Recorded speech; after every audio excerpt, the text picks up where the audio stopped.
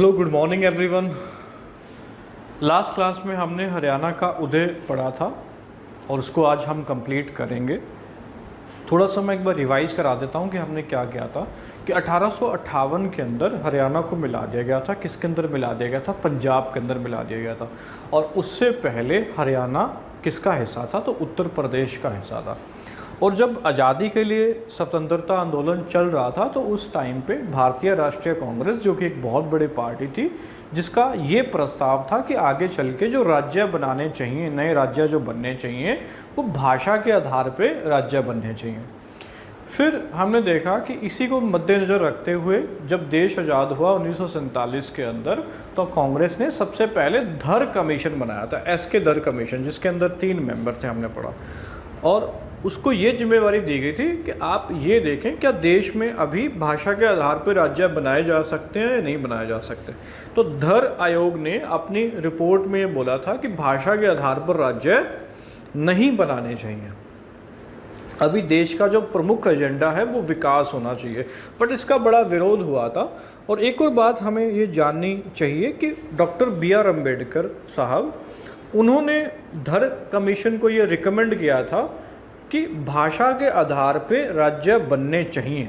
Doctor BR Ambedkar साहब ने ये रिकमेंड किया था कि भाषा के आधार पे राज्य बनने चाहिए। और ख़ासकर उनकी डिमांड ये थी, जैसा कि मैंने बताया था कि उस टाइम पे देश 4 टाइप के राज्यों में डिवाइडेड था, part A, part B, part C, part D. Part A में आपका पंजाब था। पार्ट ए में वो वाले राज्य थे जो सीधे सीधे ब्रिटिश सरकार के कंट्रोल में थे, है ना। पार्ट बी में वो वाली रियासतें थी, वो वाली प्रिंसली स्टेट थी जिसमें अभी भी राजा रानी का राज चल रहा था, बट वो टैक्स देते थे। किसको देते थे? ब्रिटिश सरकार को देते थे। उनको 100% फ्रीडम नहीं थी।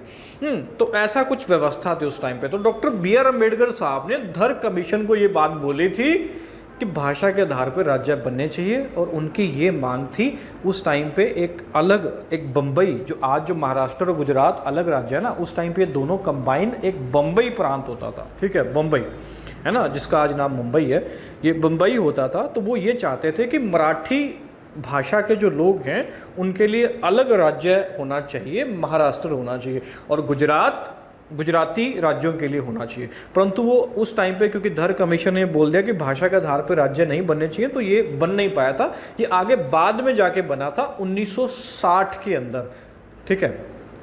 1960 के अंदर मुंबई से गुजरात अलग हुआ था भाई, और देश का 15वां राज्य बना था, ठीक है। वो हम आगे भी एक बार लिखवा दूंगा बोर्ड पे। तो हाँ, इतनी कहानी समझ में आई कि धर कमीशन ये बोल गया कि भाषा के आधार पर राज्य नहीं बनने चाहिए।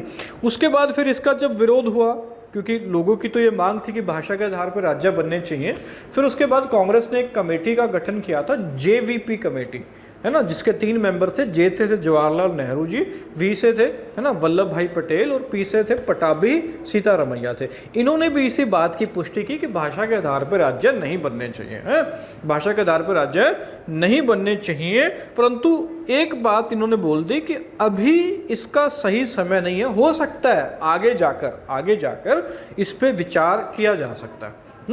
मीनवाइल मैंने बताया था कि पंजाब की स्थिति कुछ ऐसी थी कि 1947 में पहले CM जो थे वो गोपीचंद भार्गव थे, जो कि सिरसा से थे। ये पूछा गया सवाल है कि गोपीचंद भार्गव कहाँ से थे? पंजाब के पहले CM तो सिरसा से थे। पंजाब हरियाणा कंबाइन था उस टाइम पे। दूसरे CM बने थे भीमसेन सच्चर बने थे, है ना। और उस टाइम पे एक और व्यवस्था भी की गई थी कि कुछ प्रिंसली स्टेट जो कि पंजाब से रिलेटेड थी, उनको मिला के एक पेप्सू संघ बनाया गया था, है ना। पेप्सू, लास्ट क्लास में मैंने बताया था ना, पेप्सू बनाया गया था, जिसकी फुल फॉर्म थी, मैंने बताया कि ये बहुत बार एग्जाम में पूछी भी गई है।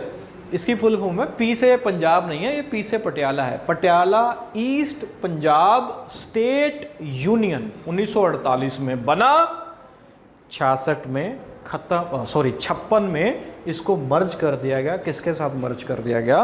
पंजाब के साथ मर्ज कर दिया गया था। इसके पहले CM बने थे ज्ञान सिंह रेयरवाला, ठीक है, ये मैंने बताया था। पेप्सू एक अलग व्यवस्था की गई थी। चलो, यहीं से कहानी अब आगे बढ़ाता हूं दोस्त। पहले CM थे गोपीचंद भार्गव, हमने पढ़ा है।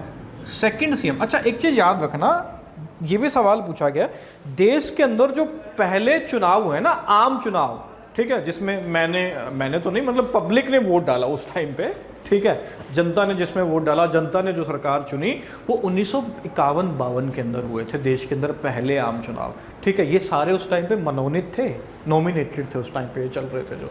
तो सेकंड सीएम जो बनते हैं उस टाइम पे, सेकंड सीएम जो बनते हैं उनका नाम है दोस्त डॉक्टर भीमसेन सच्चर, या सीधे यहाँ लिख देता हूँ भीमसेन सच्चर। अब लास्ट क्लास में जैसा कि हमने डिस्कस किया था कि हरियाणा, पंजाब के अंदर भी उस टाइम पे भाषा के आधार पर, ठीक है, आंदोलन सक्रिय हो गए थे कि हमें भाषा के आधार पर बांटा जाए, है ना। कुछ लोगों की मांग थी कि पंजाबी सूबा अलग, पंजाबी लोगों के लिए, जो पंजाबी भाषी लोग हैं उनके लिए अलग एक पंजाबी सूबा होना चाहिए और हिंदी भाषी के लिए अलग होना चाहिए। तो इस पर बड़ा विरोध था। तो भीमसेन सच्चर ने इसको शांत करने के लिए ना, ये लैंग्वेज का डिस्प्यूट शांत करने के लिए एक फॉर्मूला लेकर के आए थे। ये भी पूछा गया सवाल है जिसका नाम है सच्चर फॉर्मूला। सच्चर फॉर्मूला, ये सवाल पूछा गया दोस्त कि सच्चर फॉर्मूला कब लागू हुआ। तो सच्चर फॉर्मूला लागू हुआ है 1 अक्टूबर 1949 को, 1949 को। इसको मैं कैसे याद रखता हूँ कि ये 1949 को लागू हुआ है 1 अक्टूबर को।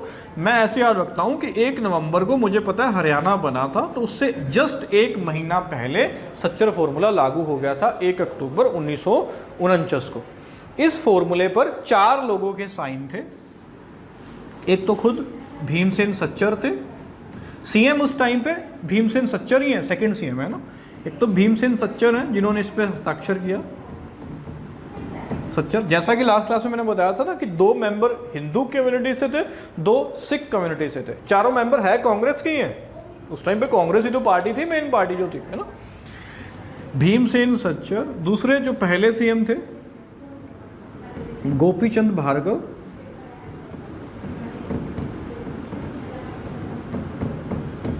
भार्गव, तीसरे पर्सन हैं करतार सिंह, और चौथे व्यक्ति थे उज्जवल सिंह।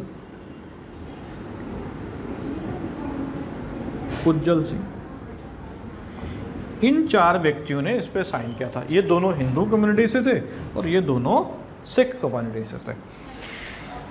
सच्चर फॉर्मूले ने क्या किया, सच्चर फॉर्मूले ने 2 भागों में बांट दिया भाषा के आधार पे कि क्या, एक होगा पंजाबी भाषी क्षेत्र। पंजाबी भाषी क्षेत्र कैसे डिवाइड किया, सिंपल सी बात है, जहां पे पंजाबी बोलने वाले मेजोरिटी में थे, मतलब बहुमत में थे, उसको बोला गया पंजाबी भाषी क्षेत्र। व्यवस्था क्या दी गई थी सच्चर फॉर्मूले द्वारा, वो समझ रहे हैं हम, ठीक है। और एक था हिंदी भाषी क्षेत्र, हिंदी भाषी क्षेत्र। सिंपल सी बात है, पंजाबी और हिंदी भाषी क्षेत्र कैसे थे, इसमें जो बहुमत में, ऐसा नहीं कि इसमें हिंदी बोलने वाले लोग नहीं थे, परंतु उनकी संख्या पंजाबी बोलने वालों की संख्या से कम थी, इसलिए इसको बोला गया पंजाबी भाषी क्षेत्र और इसको बोला गया हिंदी भाषी क्षेत्र बोला गया। व्यवस्था ये की गई थी, ध्यान से समझना भी, कि भाई स्कूलों के अंदर यूनिवर्सिटी से पहले, हालांकि सही वर्ड जो मैं अगर यूज़ करूं, मैट्रिकुलेशन मतलब 10वीं तक अगर पंजाबी भाषी क्षेत्र में है तो बच्चे को जो शिक्षा दी जाएगी ना, जो बोलचाल की जो भाषा होगी स्कूलों के अंदर, या जो शिक्षा का जो प्रारूप होगा, वो पंजाबी भाषा में होगा, पंजाबी भाषा में होगा, है ना। और साथ ही साथ इसको, बच्चे को कंपलसरी सब्जेक्ट के रूप में एक हिंदी भी पढ़ाया जाना जरूरी है। मेरी बात समझ रहे हो मैं क्या कह रहा हूँ, एक बार फिर से समझाता हूँ कि जो भी शिक्षा दी जाएगी वो किस में दी जाएगी, पंजाबी में दी जाएगी, 10th तक की बात है, परंतु एक कंपलसरी सब्जेक्ट भी पढ़ाया जाएगा जो किस में पढ़ाया जाएगा, हिंदी में।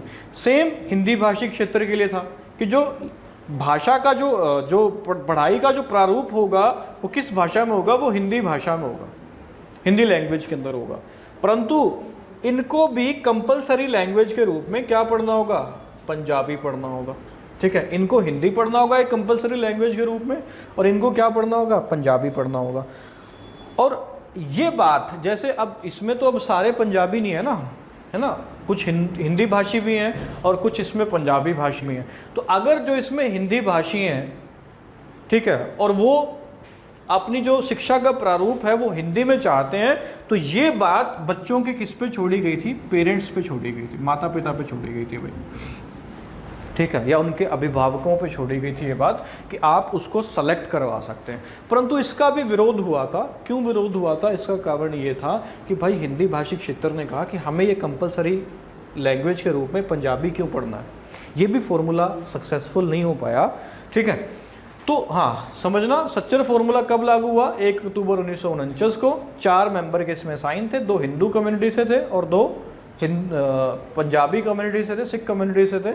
इसने क्या व्यवस्था दी? 2 क्षेत्रों में बांट दिया, पंजाबी भाषी क्षेत्र और हिंदी भाषी क्षेत्र, है ना। पंजाबी भाषी क्षेत्र में क्या होगा? पढ़ाई पंजाबी में होगी और कंपलसरी लैंग्वेज के रूप में हिंदी भी पढ़ना जरूरी है, और यहाँ पे जो पढ़ाई होगी वो हिंदी में होगी और कंपलसरी पंजाबी भी पढ़ना जरूरी है। अगर कोई यहाँ पे हिंदी बोलने वाला है या हिंदी समझने वाला है तो उसके वो जो बच्चा होगा उसके पेरेंट्स ये डिसाइड कर लेंगे कि हाँ कि इसको क्या पढ़ाना है, हिंदी में पढ़ा। बट इसका भी विरोध हुआ क्योंकि हिंदी भाषी क्षेत्र वालों ने बोला कि हम क्यों पंजाबी पढ़ें कंपलसरी लैंग्वेज के रूप में, ठीक है, 10 तक। HSSC के अंदर एक सवाल ये ऐसे करके भी पूछा गया है कि ऐसा कौन सा फॉर्मूला था जिसने ये डिसाइड कर लिया कि प्री यूनिवर्सिटी तक जो पढ़ाई है वो पंजाबी या हिंदी में होगी, प्री यूनिवर्सिटी तक। तो उसका आंसर हो जाएगा क्या? सच्चर फॉर्मूला। अब भाई ये 10वीं तक था तो मतलब इसको मैं प्री यूनिवर्सिटी भी बोल सकता हूँ ना, समझ रहे हो। चलो ये मैंने काफ़ी डिटेल में बताया, बट क्वेश्चन सीधा सीधा यहाँ से ये बनता है, एक तो सच्चर फॉर्मूला कब लागू हुआ, ठीक है, कितने मेंबर ने साइन किए और कौन CM थे? तो भीमसेन सच्चर थे, ये रट लेना। और दूसरा, प्री यूनिवर्सिटी तक किस फॉर्मूले ने ये डिसाइड किया कि जो पढ़ाई है वो पंजाबी और हिंदी में होगी, तो वो फॉर्मूला कौन सा था? सच्चर फॉर्मूला था। एक चीज़ और जान लेते हैं हम, मैं इसको मिटा रहा हूँ, कि हिंदी भाषी क्षेत्र में कौन कौन से उस टाइम पे जिले आते थे और पंजाबी भाषी क्षेत्र में उस टाइम पे कौन कौन से जिले आते थे, ठीक है, ये मैं मिटा रहा हूँ एक बार।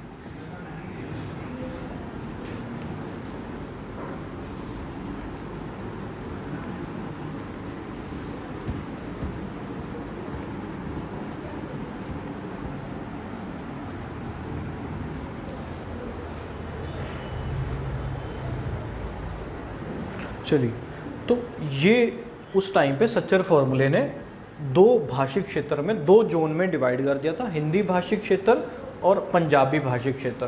तो इसका आप नोट कर लेना या स्क्रीनशॉट ले लेना। रोहतक, गुड़गांव, करनाल, कांगड़ा, हिसार, जगाधरी, नारायणगढ़ ये हिंदी भाषी में थे, और पंजाबी भाषी क्षेत्र में लुधियाना, होशियारपुर, हिसार, रोपड़ और खरड़ थे, है ना। हिसार दोनों में लिखा है, इसको समझना भाई। हिसार जो दक्षिण घग्गर के दक्षिण वाला हिसार है वो हिंदी भाषी क्षेत्र में है, और घग्गर के उत्तर वाला जो हिसार है वो पंजाबी भाषी क्षेत्र में है। आप थोड़े कंफ्यूज हो जाएंगे कि इतना क्या भाई। थोड़ा सा मैं ये बात बता देता हूँ, समझना। जब 1 नवंबर 1966 को हरियाणा बना था ना, उस टाइम पे केवल 7 जिले थे। वो हम आगे पढ़ेंगे, थोड़ा सा मैं ये पॉइंट समझा रहा हूँ, समझने की कोशिश करना। इस टाइम पे सबसे बड़ा जो जिला था ना क्षेत्रफल में, एरिया में, वो आपका हिसार था। हालांकि आज तो सिरसा है, 4277 किलोमीटर वर्ग उसका क्षेत्रफल है, परंतु इस तारीख पे जब 7 ही जिले थे तो सबसे बड़ा जिला क्षेत्रफल में हिसार था। हिसार से ही काफ़ी सारे जिले अलग हुए हैं। हिसार से पहले सिरसा अलग हुआ, भिवानी अलग हुआ, फतेहाबाद अलग हुआ, ठीक है। ये 3 जिले किससे अलग हुए हैं? हिसार से अलग हुए हैं। तो हिसार कितना बड़ा था आप सोचो। तो घग्गर नदी है, घग्गर नदी के जो दक्षिण वाला पार्ट है, दक्षिण वाला जो पार्ट है वो हिंदी भाषी क्षेत्र है, और घग्गर के जो उत्तर वाला पार्ट है वो पंजाबी भाषी क्षेत्र है, ठीक है। अगर ये मैप में मैं आपको दिखा पाऊँ, ठीक है, ये समझने की कोशिश करना, ठीक है, यहाँ से। तो ये देखो, ये हिसार है, अभी दिख रहा होगा शायद, या मैं मार्कर से थोड़ा दिखाने की कोशिश करता हूँ। ये हिसार है, ये फतेहाबाद है, ये सिरसा है, ठीक है। ये फतेहाबाद भी हिसार से अलग हुआ है, सिरसा भी हिसार से अलग हुआ है, और भिवानी भी हिसार से ही अलग हुआ है। तो एक चीज़ समझना, अच्छा, तो हिसार से, हाँ ये देखना भाई, अगर ये क्लियर नहीं हो पा रहा तो थोड़ा सा समझने की कोशिश करना मैप में। हिसार से ही अलग हुआ है फतेहाबाद, हिसार से ही सिरसा, हिसार से भिवानी अलग हुआ है। तो ये सारा जो एरिया है ये आपका हिसार था उस टाइम पे, ठीक है। तो घग्गर नदी ये वाली है ना, ये जो नदी है ये देखो इधर से जा रही है, ये घग्गर के ये जो दक्षिण वाला जो है ना, ये वाला जो एरिया, ये वाला जो एरिया है, ये हिंदी भाषी क्षेत्र में था हिसार का, और ऊपर वाला जो एरिया है, क्योंकि ये पंजाब के नज़दीक पड़ता है ना, तो ये वाला जो एरिया था ये पंजाबी भाषी क्षेत्र में था। ठीक है, बात समझ में पाए होंगे। और यहाँ से एक सवाल और भी बनता है, थोड़ा सा हम समझ लेते हैं, समझने की कोशिश करना। सिरसा भी किससे अलग हुआ है? हिसार से अलग हुआ है। ठीक है, दिख पा रहा होगा ये गुलाबी कलर में, सिरसा हिसार से अलग हुआ है। HSSC ने ये सवाल पूछा था कि ऐसा कौन सा जिला है जो हिसार से अलग हुआ है परंतु उसकी सीमा हिसार से नहीं लगती? तो ऐसा जिला है सिरसा। सिरसा ऐसा जिला है जो हिसार से अलग हुआ है परंतु उसकी सीमा हिसार से नहीं लगती, क्योंकि बीच में कौन आ जाता है? फतेहाबाद आ जाता है। ठीक है भाई, मैप घर पे लगा लो, मैप बहुत ज़रूरी है। मैप से काफ़ी सारे सवाल बन जाते हैं और काफ़ी सारे उत्तर जो हैं वो याद भी रहते हैं, क्योंकि बार बार आप पिक्चर को देखते हो तो काफ़ी सारी चीज़ें याद रहती हैं। तो आशा करता हूँ मैं समझा पाया हूँ कि हिसार है ना, घग्गर के दक्षिण में क्या और घग्गर के उत्तर में क्या। चलो आगे बढ़ते हैं अभी। तो ये था सच्चर फॉर्मूला, जो कि पंजाब के दूसरे CM भीमसेन सच्चर द्वारा लाया गया था। 2-3 बातें रट लो। कब लागू हुआ? तो 1 अक्टूबर 1949 को। कितने कम्युनिटी थी? कितने मेंबर ने साइन किया था? 4 मेंबर ने साइन किया था। 2 हिंदू कम्युनिटी से थे और 2 सिख कम्युनिटी से थे, है ना।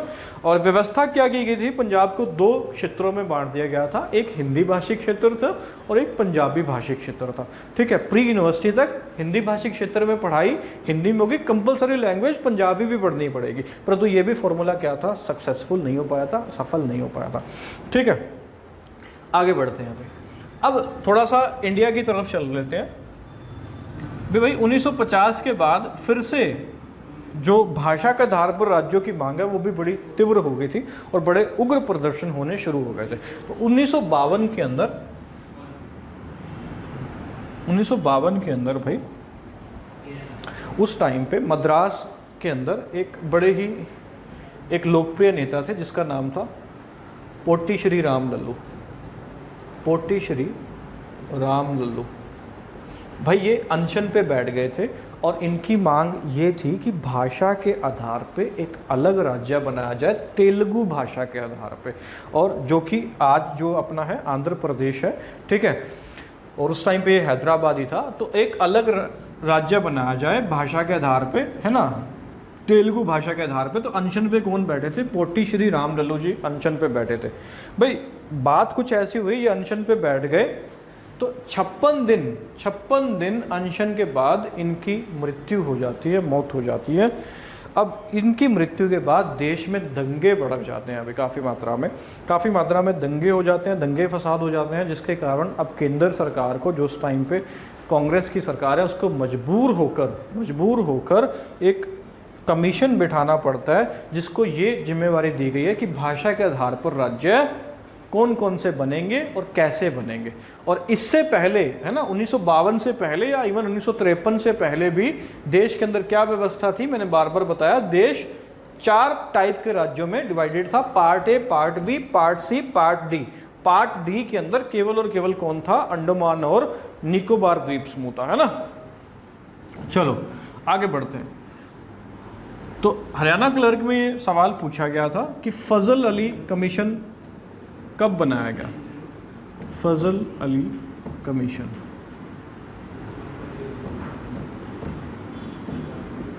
हिंदी में हो जाएगा भाई फजल अली आयोग। इसी को क्या बोलते हैं? इसी को बोलते हैं राज्य पुनर्गठन आयोग। राज्य पुनर्गठन आयोग। इसकी स्थापना की गई थी, किसके द्वारा की गई थी? कांग्रेस के द्वारा, है ना। फजल अली आयोग की, फजल अली कमीशन की, राज्य पुनर्गठन आयोग। और कब स्थापना की गई थी? तो ये भी सवाल पूछ लेता है। तो 29 दिसंबर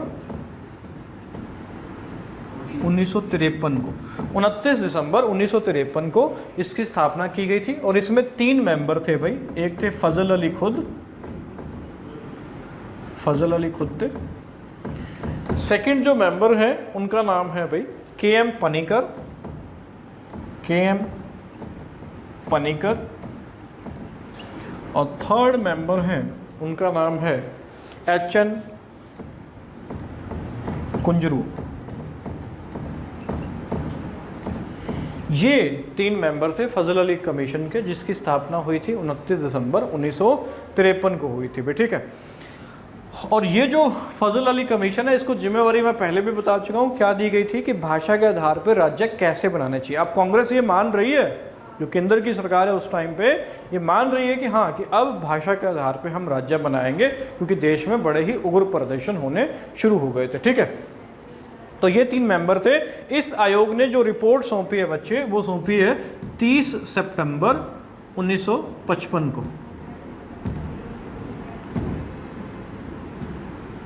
30 सितंबर 1955 को फजल अली कमीशन, फजल अली आयोग, या इसी को क्या कहते हैं, राज्य पुनर्गठन आयोग, इसने रिपोर्ट सौंपी 30 सितंबर 1955 को। और इसी के रिकमेंडेशन के आधार पर आगे 1956 के अंदर एक संविधान में संशोधन हुआ, 7वां संविधान संशोधन 1956 के अंदर, जिसने क्या व्यवस्था की, देश में 14 राज्य बना दिए और 6 यूटी के अंदर डिवाइड कर दिया गया, है ना। लास्ट क्लास में भी मैंने इसकी चर्चा की थी कि 7वां संविधान संशोधन होता है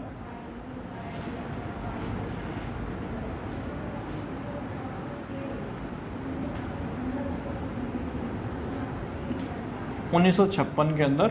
इसने क्या व्यवस्था कर दी, और इसने जो भी बातें, जो व्यवस्था की ना, वो फजल अली आयोग की सिफारिश के आधार पर की थी, जो उसने रिपोर्ट सौंपी थी 30 सितंबर 1955 को। ठीक है, तो 7वां संविधान संशोधन 1956 आया, इसने देश को 14 राज्यों प्लस 6 यूटी में बांट दिया। लास्ट क्लास में मैंने एक सवाल पूछा था कि देश का पहला राज्य भाषा के आधार पे कौन सा बना था, तो आंध्र प्रदेश बना था। और कब बना था दोस्त, तो 1 अक्टूबर 1953 को, है ना। ये भी मैं लिख देता हूँ एक बार, चलो। 1 अक्टूबर 1953 को तेलुगु भाषा के आधार पर, तेलुगु भाषा के आधार पर देश का पहला भाषा राज्य बना था। और कौन सा बना था भाई, आंध्र प्रदेश, आंध्र प्रदेश। ठीक है, चलिए, तो इतनी बातें याद रखनी है। मैं एक बार जल्दी से थोड़ा सा रिवाइज करा देता हूँ। क्या, एक तो फजल अली आयोग कब बना था, तो बना था भाई 29 दिसंबर 1953। लास्ट क्लास में जैसा कि मैंने बताया था कि HSSC क्लर्क ने ये सवाल पूछा था और 1953 ऑप्शन में नहीं दिया था, तो उसको 1954, 1955, 1956, 1957 उसने ऑप्शन में दिया था। तो मजबूरी में 1954 लगाना पड़ेगा, क्योंकि केवल 2 या 3 दिन का वक्त ही रह गया था। ठीक है, 1954 लगाना पड़ेगा इसका आंसर। इसने रिपोर्ट कब सौंपी, अब बहुत सारे टीचर ने ये गलत बता रखा है कि रिपोर्ट 1956 में सौंपी, 56 में नहीं, तो रिपोर्ट इसने सौंपी 30 सितंबर 1955 को। और इसी की कही गई बातों के आधार पे संविधान में एक संशोधन हुआ, 7वां संविधान संशोधन, ये रट लेना है, 1956, जिसने क्या व्यवस्था दी, 14 राज्य और 6 यूटी के अंदर भारत को बांट दिया था। अच्छा, राज्य बनाने का जो काम है ना, ये भी थोड़ा सा समझ लेना इंडियन पॉलिटी के पॉइंट ऑफ व्यू से। ये काम किसको दिया गया, ये काम दिया गया संसद को। ठीक है, संसद जो है ये संविधान में संशोधन करती है। और ये किस आर्टिकल में लिखा है कि संसद नए राज्य बना सकती है, तो वो है आर्टिकल 3। आर्टिकल 3 संसद को ये पावर देता है कि वो किसी भी राज्य में से एक नया राज्य बना सकती है, या किन्हीं 2 राज्यों को मिलाकर एक नया राज्य बना सकती है। ठीक है, आर्टिकल 3 के अनुसार ये पावर है। और इसके लिए जो संशोधन किया जाता है ना, ये संशोधन पता है कहाँ किया जाता है, ये किया जाता है अनुसूची 1 में। बात समझ ना, थोड़ी सी हरियाणा जी के से अलग है, पॉलिटी के रूप में, है ना, इम्पोर्टेंट है। जब पढ़ो तो पूरा ज्ञान लेना चाहिए कि संसद बनाती है नए राज्य, कौन सा अनुच्छेद ये पावर देता है, अनुच्छेद 3। और संशोधन कहाँ पे किया जाता है, तो अनुसूची 1 में किया जाता है, शेड्यूल फर्स्ट में किया जाता है। संविधान में पता होना चाहिए आज 12 शेड्यूल है, पहले केवल 8 ही थे। ओरिजिनल संविधान में 8 ही अनुसूचियाँ थी, अब 12 हो गई है। तो अनुसूची 1 के अंदर आपके सबके सब राज्य और सबके सब केंद्र शासित प्रदेश, सबके सब केंद्र शासित प्रदेश का नाम लिखा होता है अनुसूची 1 में। तो जब भी नया राज्य बनेगा तो उसका नाम शेड्यूल फर्स्ट में ऐड करना पड़ेगा। इसी कारण से संशोधन कहाँ किया जाता है, अनुसूची 1 में किया जाता है। ठीक है, और 7वां संविधान संशोधन का नाम भी है, ये भी याद रख लेना कि राज्य पुनर्गठन अधिनियम, राज्य पुनर्गठन अधिनियम इसी के द्वारा पारित हुआ था। ठीक है, आशा करता हूँ कि ये बात मैं समझा पाया हूँगा। चलिए आगे बढ़ते हैं। हाँ, तो ये बात समझ में आई होगी कि आर्टिकल 3 में बात लिखी हुई है कि संसद नए राज्य बना सकती है किसी एक राज्य में से, और संशोधन कहाँ करना होगा, अनुसूची 1 में करना पड़ेगा। ठीक है, आगे बढ़ते हैं दोस्तों।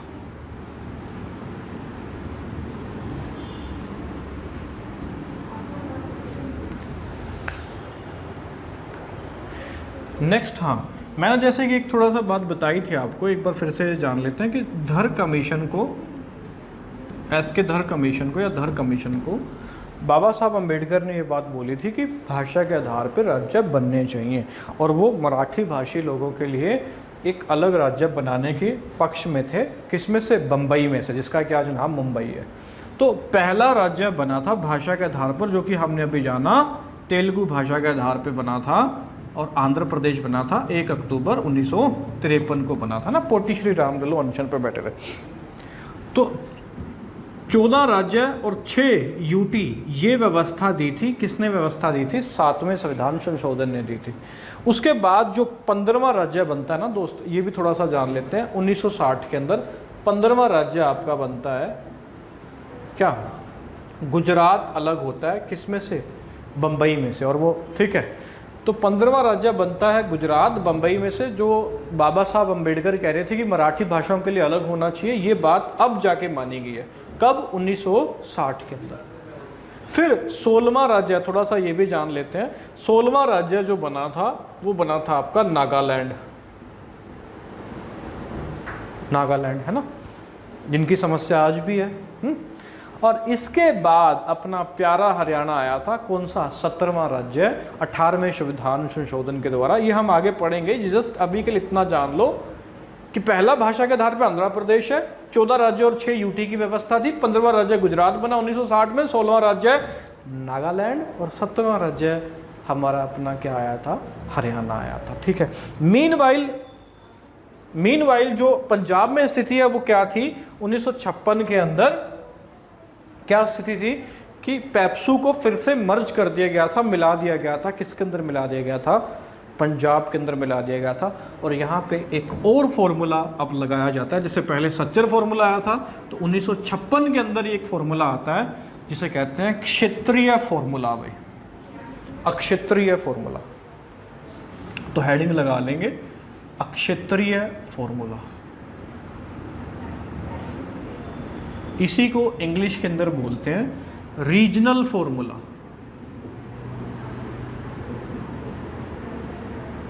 रीजनल फॉर्मूला, ठीक है।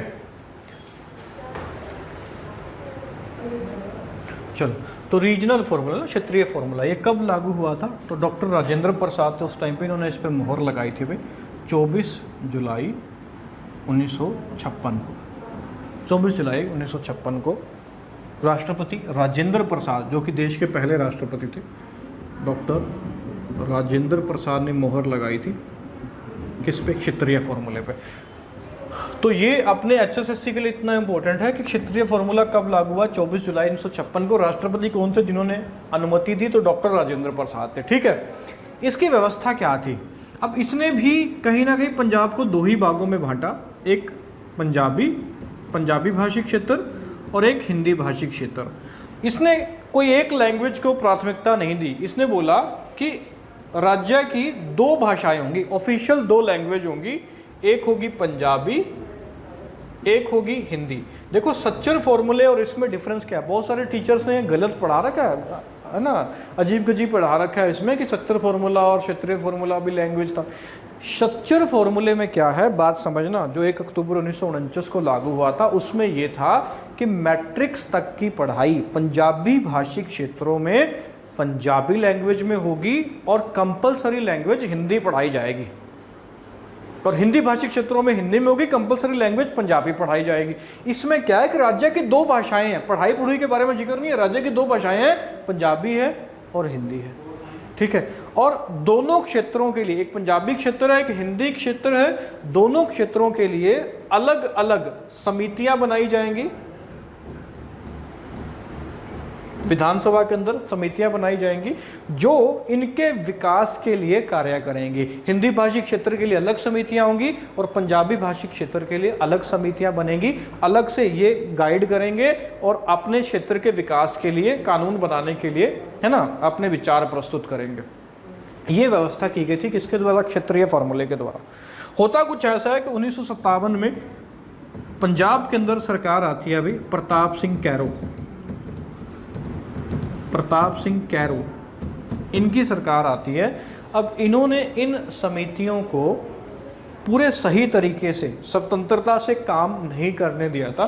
किसने? प्रताप सिंह कैरो ने। प्रताप सिंह कैरो ही वो शख्स थे जिसके कारण ये क्षेत्रीय फॉर्मूला या रीजनल फॉर्मूला क्या हो गया? असफल हो गया। इन्होंने इन अलग अलग समितियां जो हिंदी भाषी क्षेत्र और पंजाबी भाषी क्षेत्र के लिए बनाई गई थी, इनको सही तरीके से काम नहीं करने दिया था। और इन्हीं के टाइम पे एक आंदोलन भी शुरू हुआ था भाई, जिसका नाम है हिंदी सत्याग्रह।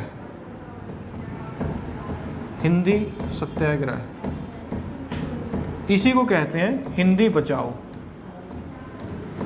हिंदी बचाओ, या इंग्लिश में बात की जाए तो सेव हिंदी मूवमेंट इन्हीं के कार्यकाल में शुरू हुआ था। हिंदी बचाओ मूवमेंट इन्हीं के कार्यकाल में शुरू हुआ था। कारण क्या है कि जैसे मैंने बताया ना कि दो क्षेत्र थे, एक पंजाबी था, एक हिंदी भाषी क्षेत्र था। इन्होंने हिंदी भाषी क्षेत्र के लिए भी पंजाबी भाषा को क्या कर दिया था? अनिवार्य कर दिया था। किसके लिए? हिंदी भाषी क्षेत्र के लिए भी पंजाबी को कंपलसरी कर दिया कि कंपलसरी लैंग्वेज है किसके अंदर भी? हिंदी भाषी क्षेत्र के अंदर भी। और ये जो अलग अलग समितियां थी, इनको भी सही तरीके से कार्य नहीं करने दिया। किसने? प्रताप सिंह कैरो ने। इसी कारण से इनके कार्यकाल में क्या शुरू हुआ? हिंदी सत्याग्रह या हिंदी बचाओ सत्याग्रह मूवमेंट, आंदोलन। इसी को इंग्लिश में क्या कहता है? सेव हिंदी। ये भी सवाल पूछा गया है कि हिंदी बचाओ, सेव हिंदी आंदोलन, हिंदी बचाओ आंदोलन किसके कार्यकाल में शुरू हुआ था? तो प्रताप सिंह कैरो के कार्यकाल में शुरू हो गया था। तो अब ये वो टाइम ऐसा आ चुका है जब लैंग्वेज के आधार पर पंजाब में बहुत उग्र प्रदर्शन होने शुरू हो जाते हैं। उसी टाइम पे एक पंजाबी नेता है भाई, जिनका नाम है संत फतेह सिंह, जिन्होंने अलग पंजाबी सूबे की मांग करती थी। संत फतेह सिंह है ना, मास्टर ताराचंद भी थे, उन्होंने 1947 में इवन मांग की थी अलग पंजाबी सूबा हो। तो 1960-1961 तक आते आते एक नेता थे, पंजाबी नेता थे, जिसका नाम है संत फतेह सिंह, धार्मिक नेता थे, जिन्होंने अलग पंजाबी सूबे की क्या कर दी थी? मांग कर दी थी। अब इन्हीं उग्र प्रदर्शनों को देखते हुए जो केंद्र की सरकार है उसको मजबूर होना पड़ा पंजाब पे एक्शन लेने के लिए कि अब वक्त आ गया है कि पंजाब को अलग अलग दो स्टेट में बांट दिया जाए। एक हिंदी भाषी स्टेट होगी और एक पंजाबी भाषी स्टेट हो गई। तो हुआ कुछ ऐसा था कि 17 अप्रैल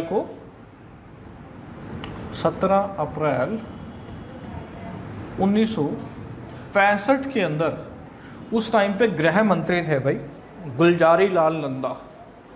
17 अप्रैल 1965 के अंदर गृह मंत्री थे गुलजारी लाल नंदा, जिनकी समाधि कुरुक्षेत्र के अंदर है भाई, ठीक है, गुलजारी लाल नंदा। इन्होंने घोषणा की कि एक संसदीय समिति बनाई जाएगी जो कि इस बात पर विचार करेगी कि पंजाब में से हरियाणा अलग होगा तो कैसे अलग होगा, ठीक है, हिंदी भाषी क्षेत्र अलग होगा तो किस प्रकार से अलग होगा। तो इसकी घोषणा हुई और समिति फिर आगे जाके बनाई गई थी 23 सितंबर 1965 को। ये अब याद कर लो भाई, 23 सितंबर 1965 को एक संसदीय समिति, इसकी घोषणा हुई 17 अप्रैल 1965 को। किसने की? उस टाइम के गृह मंत्री गुलजारी लाल नंदा में संसद के अंदर स्पीच दी और 23 सितंबर 1965 को संसदीय समिति का निर्माण हुआ, जिसे कहते हैं सरदार हुक्म सिंह समिति। 23 सितंबर दिन बड़ा इम्पोर्टेंट है बच्चे, क्योंकि इसी तारीख को हरियाणा के अंदर क्या मनाया जाता है भाई? शहीदी दिवस मनाया जाता है। हरियाणा का शहीदी दिवस, हरियाणा का शहीदी दिवस। हरियाणा क्लर्क के एग्जाम में पूछा गया है कि हरियाणा का शहीदी दिवस कब मनाया जाता है? तो हरियाणा का शहीदी दिवस मनाया जाता है भाई 23 सितंबर को। क्यों? क्योंकि इसी दिन मृत्यु हुई थी। किसकी मृत्यु हुई थी भाई? है ना, ये हरियाणा क्लर्क के एग्जाम में पूछा गया भाई। इसी दिन मृत्यु हुई थी किसकी? राव तुलाराम की। राव तुलाराम जी की मृत्यु हुई थी 23 सितंबर को, 1965 को नहीं, 23 सितंबर 1862 को। और कहाँ हुई थी? 1862 को हुई थी। कहाँ हुई थी? तो अफगानिस्तान में, अफगानिस्तान के काबुल में हुई थी। और किस बीमारी के कारण ये मरे थे? तो पेचिश बीमारी के कारण इनकी मृत्यु हुई थी भाई। तो ये चीज़ याद रखना। तो 23 सितंबर 1965 को सरदार हुक्म सिंह समिति का निर्माण हुआ। 23 सितंबर 1965 को, 23 सितंबर को ही हरियाणा का क्या है? शहीदी दिवस। हरियाणा का है, भारत का शहीदी दिवस 23 मार्च को है, ठीक है। जिस दिन भगत सिंह, राजगुरु और सुखदेव को फांसी की सजा हुई थी। पर हरियाणा का शहीदी दिवस कब है? 23 सितंबर को राव तुलाराम जी की मृत्यु हुई है 23 सितंबर 1862 अफगानिस्तान के काबुल में पेचिश बीमारी में। 1857 की क्रांति में उन्होंने भाग लिया था भाई राव तुलाराम ने। सरदार हुक्म सिंह समिति है ना, एक सवाल ये भी पूछा गया इंडिया जीके से रिलेटेड है, याद रखना कि सरदार हुक्म सिंह कौन थे। तो याद रखना भाई, ये मैं ऊपर से मिटा देता हूँ। सरदार हुक्म सिंह जो थे ये इस टाइम पे 1965 के टाइम पे लोकसभा के तीसरे स्पीकर थे, या लोकसभा के स्पीकर थे उस टाइम पे। और कौन से नंबर के स्पीकर थे? थर्ड स्पीकर थे। कौन थे? सरदार हुक्म सिंह। ठीक है, स्पीकर जिसको हम अध्यक्ष बोलते हैं, जो कि वो चेयर पे बैठे होते हैं ना, जिनका काम क्या होता है? लोकसभा का सही ढंग से काम करवाना लोकसभा के अंदर, ये कार्य होता है किसका? स्पीकर का। और भी बहुत सारी स्पीकर की जिम्मेवारियां होती हैं। स्पीकर वोट नहीं डालता है ना, पता है ना कि संसद बिल लेकर के आती है, उस बिल पे डिस्कशन होता है, फिर वोटिंग होती है और उस वोट में सारे मेंबर वोट डालते हैं। परंतु स्पीकर को वोट डालने का अधिकार नहीं होता लोकसभा में। स्पीकर कब वोट डालता है? जब टाई हो जाए। टाई का मतलब हाँ में भी जितने वोट हैं उतने ही वोट, जैसे कि 100 लोगों ने वोटिंग की तो 50 ने बिल के पक्ष में वोट डाला और 50 ने विपक्ष में वोट डाला, तो इस स्थिति में वोट डाल सकता है। कौन डाल सकता है? स्पीकर डाल सकता है। ठीक है, थोड़ा सा है ना हटके था ये, समझना। तीसरे स्पीकर थे लोकसभा के, या उस टाइम के स्पीकर थे कौन थे? सरदार हुक्म सिंह थे। ये चीज भी जाननी जरूरी है कि लोकसभा के पहले स्पीकर कौन थे। लोकसभा के पहले स्पीकर थे जीवी मावलंकर। जीवी मावलंकर पूरा नाम है अभी गणेश वासुदेव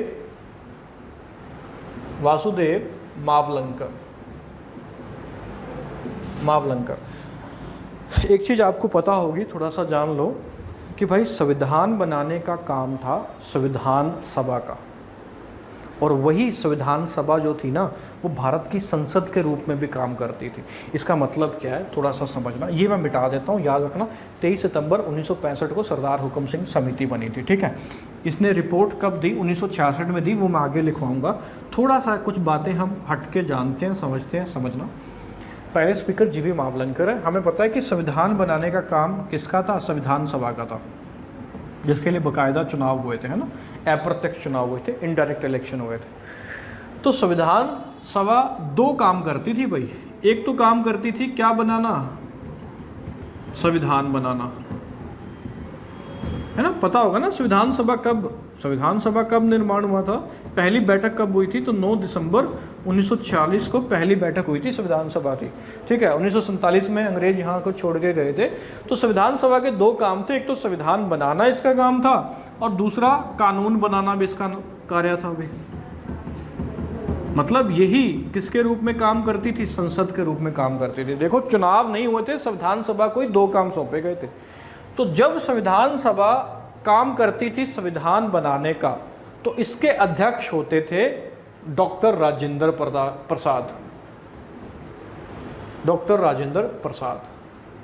और जब संविधान सभा का काम होता था कानून बनाना, देश में कानून बनाने का जब काम होता था, तो उस टाइम पे इसकी अध्यक्षता करते थे जीवी मावलंकर। यही गणेश वासुदेव मावलंकर इसकी अध्यक्षता करते थे, है ना। तो बात समझ में आई होगी। संविधान सभा का दो काम थे, संविधान बनाने का काम। उस टाइम पे प्रेसिडेंसी कौन करते थे? स्थायी अध्यक्ष, आपने पढ़ा होगा हिंदी में, डॉक्टर राजेंद्र प्रसाद थे। और जब कानून बनाने का काम था तो उस टाइम पे संसद का मतलब कार्य उस टाइम पे कौन अध्यक्षता करते थे? तो गणेश वासुदेव मावलंकर। यही लोकसभा के पहले स्पीकर थे। दूसरे स्पीकर जो हैं, चलो ये भी थोड़ा सा जान लेते हैं। एम.ए. अयंगर थे भाई। एम.ए. अयंगर इसके दूसरे स्पीकर थे। थर्ड स्पीकर की अगर मैं बात करूं तो वही है सरदार हुक्म सिंह, जिनके नाम पे क्या बनाई गई है? समिति बनाई गई है। चौथे जो स्पीकर बनते हैं ये भी जान लेते हैं, थोड़ा सा इंपॉर्टेंट है। चलो, डॉक्टर नीलम संजीवा रेड्डी।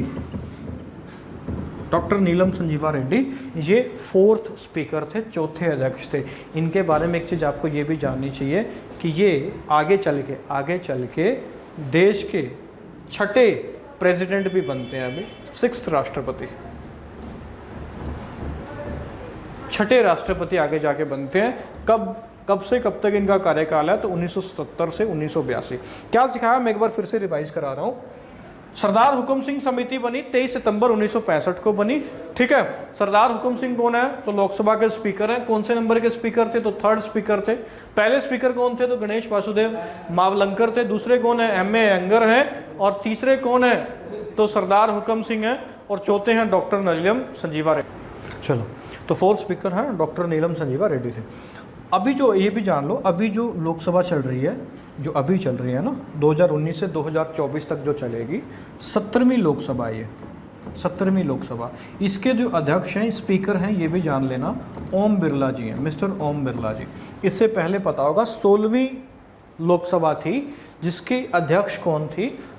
श्रीमती सुमित्रा महाजन। ठीक है, सुमित्रा महाजन जी 16वीं लोकसभा की स्पीकर रही हैं। और 17वीं लोकसभा के स्पीकर कौन है? तो ओम बिरला है ना।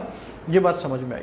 तो हाँ, हम यहाँ पे थे कि 23 सितंबर 1965 को क्या बनी थी? हुकुम सिंह समिति बनी थी, जिसको काम दिया गया था कि हरियाणा पंजाब को कैसे अलग करना है ना, इस बात पे विचार करने के लिए।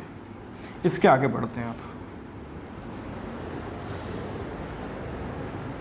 तो ये जो 23 सितंबर है ना, को जो कमेटी बनी थी, एक बार मैं फिर से यहाँ लिख देता हूँ, 1965 को इसने रिपोर्ट सौंपी थी बच्चे 18 मार्च 1966 को। 18 मार्च 1966 को सरदार हुकुम सिंह समिति ने रिपोर्ट सौंप दी थी। ठीक है, उसके बाद अब एक बाउंड्री कमीशन बनाया गया था, सीमा आयोग बनाया गया था। और उसकी तो पहले फिर घोषणा हुई थी बनाने की। कब घोषणा हुई थी? तो 17 अप्रैल 1966 को इसकी घोषणा हुई थी कि एक सीमा आयोग बनाया जाएगा। और ये बना के कब तैयार हुआ था? ये कब बना था? ये 23 अप्रैल 1966 को। अब ये डेट जरूर रट लेनी है अभी। 23 अप्रैल 1966 को एक आयोग का गठन किया गया। घोषणा हुई थी 17 अप्रैल 1966 को। ये नहीं पूछेगा ज़्यादा डिटेल में, नहीं, ये पूछेगा कि 23 अप्रैल 1966 को है ना। तो सीमा आयोग की जो गठन हुआ वो 23 अप्रैल 1966 को हुआ। इसी को क्या कहते हैं? जेसी शाह आयोग कहते हैं, जेसी शाह आयोग। और इसी को ध्यान देना, इसी को कहते हैं क्या? सीमा आयोग। ये सवाल ऐसे भी पूछ सकता है, ठीक है, कंफ्यूज नहीं होना कि सीमा आयोग का गठन कब हुआ? तो 23 अप्रैल 1966 को हुआ। ठीक है, या जेसी शाह आयोग। इंग्लिश में इसी को क्या कहते हैं? Boundary commission. Boundary commission. तो कब बना बाउंड्री कमीशन? तो 23 अप्रैल 1966 को। इसके मेंबर कौन से थे ये भी पूछ लेता है। तो इसके अंदर 3 मेंबर थे। पहले हैं खुद जेसी शाह, जो कि सुप्रीम कोर्ट के जज थे, जेसी शाह। दूसरे हैं एस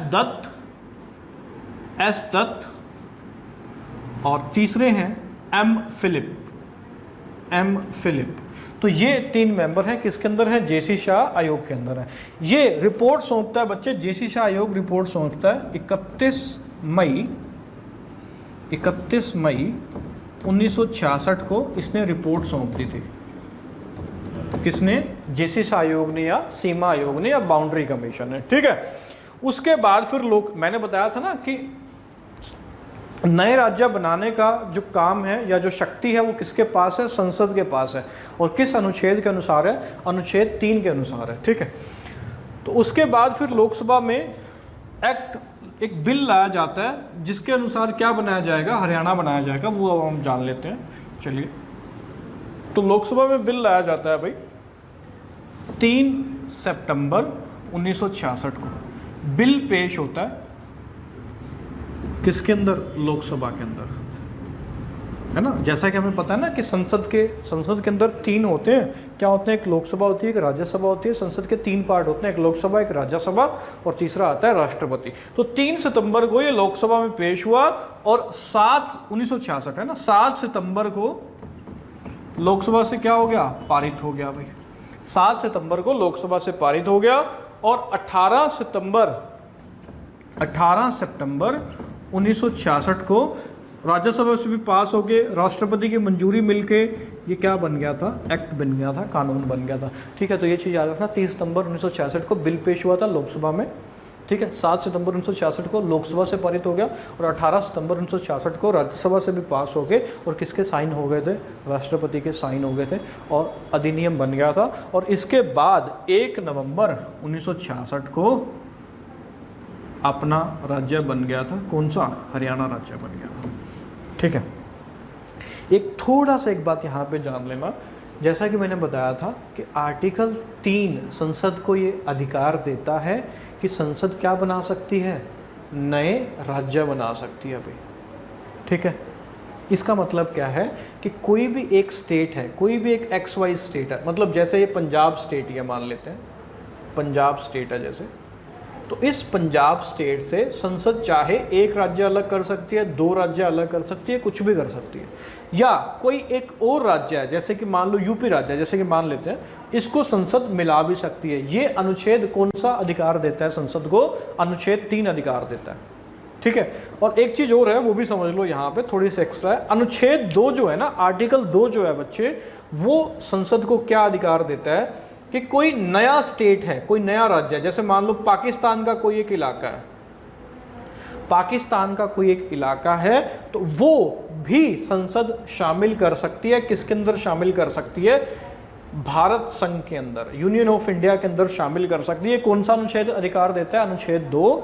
सिंपल सा एक चीज है बच्चे समझना, अनुच्छेद 2 क्या अधिकार देगा कि बाहर के जो देश हैं उनसे अगर कोई राज्य शामिल करना है तो वो भी संसद कर सकती है। कौन सा अनुच्छेद अधिकार देता है, अनुच्छेद 2।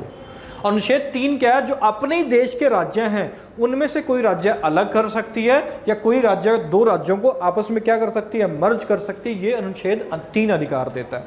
अनुच्छेद 4 भी अगर जानना चाहते हो तो ये भी थोड़ा सा हम जान लेते हैं, बोर नहीं होना यार, ज्ञान लेना है तो पूरा लेना है। अनुच्छेद 4 क्या है, आर्टिकल 4 क्या है कि भाई इन सब के लिए संसद जो काम करेगी वो अनुच्छेद 368 के अकॉर्डिंग संविधान संशोधन नहीं होगा,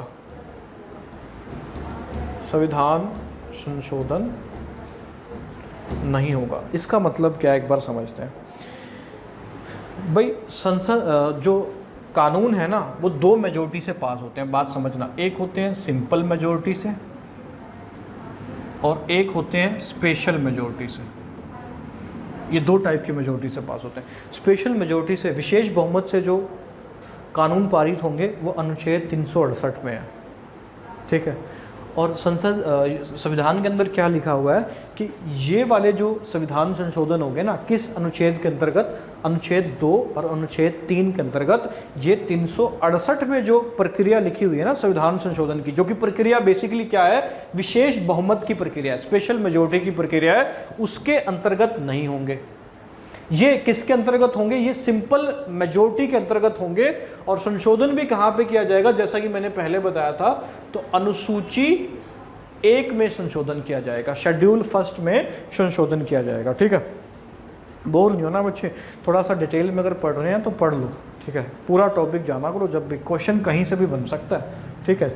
आगे बढ़ते हैं। तो 1 नवंबर 1966 को जो हरियाणा है वो राज्य बन गया था, अभी पंजाब से अलग हो गया था। अब मैं ये सारा मिटा देता हूँ, थोड़ा सा यहाँ पे डिस्कशन कर लेते हैं।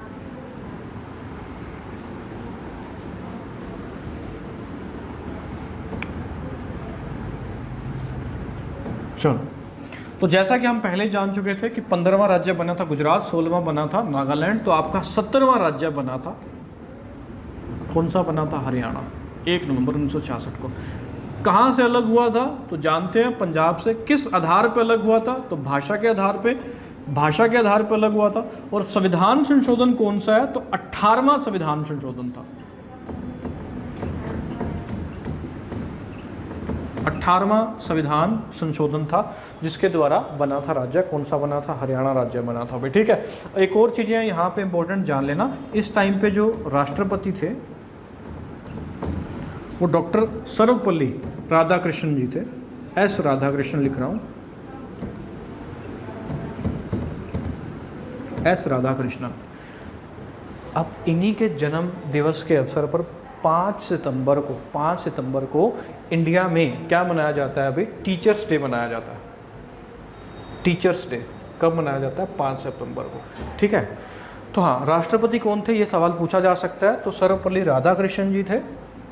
और इस टाइम पे प्रधानमंत्री कौन थे बच्चे, ये भी सवाल पूछ सकता है, तो ये तो पता ही होगा, श्रीमती इंदिरा गांधी जी, तो श्रीमती इंदिरा गांधी जी, ठीक है। तो हाँ, ये बात समझ में आई, ठीक है। आगे बढ़ते हैं।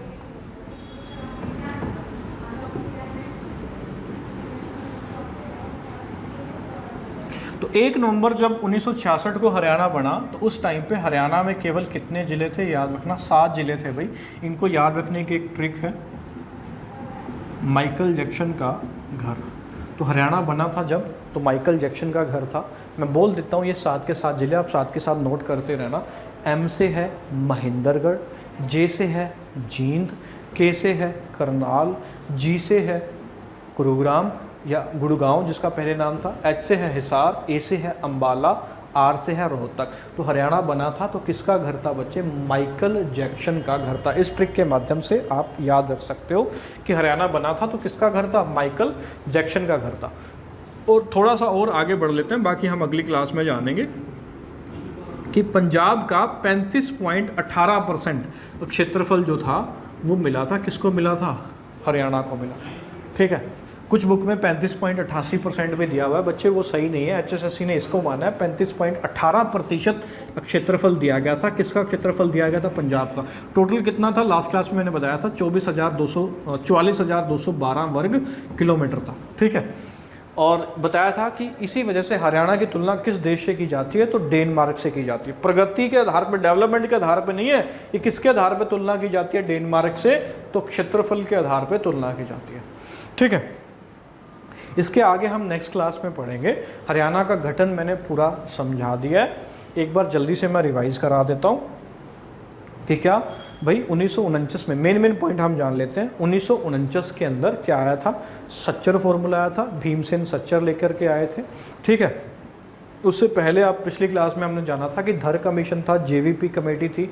ठीक है, 1952 के अंदर पोटी श्री रामलल्लू जी अनशन पे बैठ गए थे, है ना, और उनकी मृत्यु भी हो गई थी जिसके कारण दंगे भड़क गए। और 29 दिसंबर 1953 को क्या आया था, फजल अली कमीशन की स्थापना हुई थी जिसने अपनी रिपोर्ट सौंपी, याद रखना 30 सितंबर 1955 को रिपोर्ट सौंपी थी। और 7वां संशोधन 1956 में हुआ संविधान में, जिसने क्या व्यवस्था की, 14 राज्य और 6 केंद्र शासित प्रदेश होंगे। मीनवाइल पंजाब के अंदर क्या स्थिति चल रही थी, पहले CM थे, कौन थे, साथ के साथ बोला करो मेरे साथ। ठीक है, पहले CM कौन थे, गोपीचंद भार्गव, जो कि कहाँ से थे, ये भी सवाल पूछा गया कि पंजाब के पहले CM कहाँ से थे, तो सिरसा थे। दूसरे CM बने थे भीमसेन सच्चर, और वही सच्चर फॉर्मूला लेके आए थे। मीनवाइल पंजाब में पैप्सू बना दिया गया था अलग से, जिसकी फुल फॉर्म है, P से पंजाब नहीं है, P से पटियाला है, Patiala east Punjab state of union, है ना, पैप्सू।